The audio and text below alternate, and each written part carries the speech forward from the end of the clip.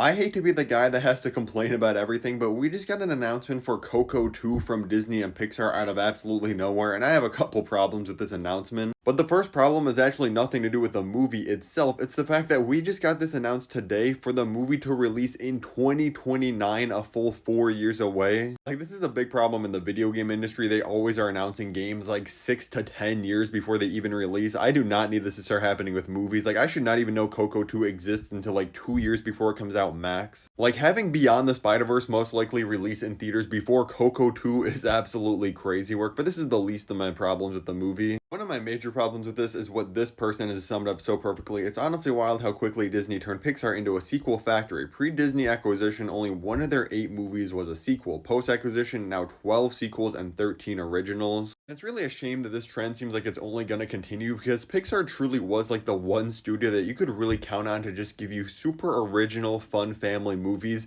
And now look at their upcoming films. We have Elio, which is original. Sadly, probably going to do bad at the box office though. Then we have Hoppers coming out next year. Then after that, it's Toy Story 5, Coco 2, and Incredibles 3. But just like how I was talking about in one of my other videos recently, talking about how people complain that there's no more original movies, but they only go and see the sequels and franchises in theaters, the same thing has really been happening to Pixar. You almost can't blame them for only making more sequels and stuff to things, even if there's no story to be told, like the case is with Coco, honestly. Like, look at this list of their highest grossing movies of all time. Inside Out 2, $1.6 billion.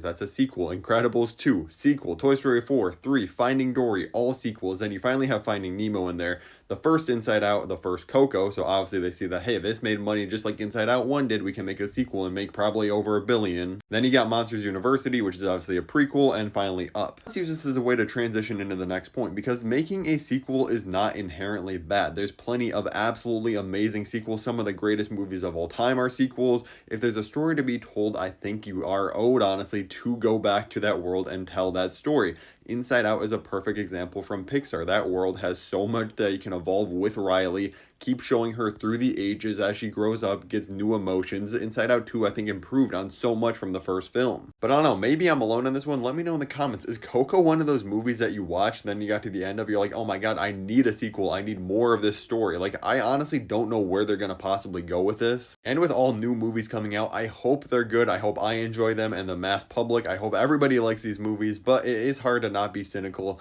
It feels like they're already giving up on movies like Elio and Hoppers that are their next 2 original releases when they're already just like overshadowing it with the news of announcing Coco 2 is coming out in 4 years. Let me know all your thoughts on this. Any predictions for the story of Coco 2 in the comments below. I'd love to have a conversation with you guys about this. If you want to hear me rant more about the lack of original movies in theaters lately and me recommend some really great new original movies, click the video above my head right now. It's actually a banger, I'm not going to lie to you.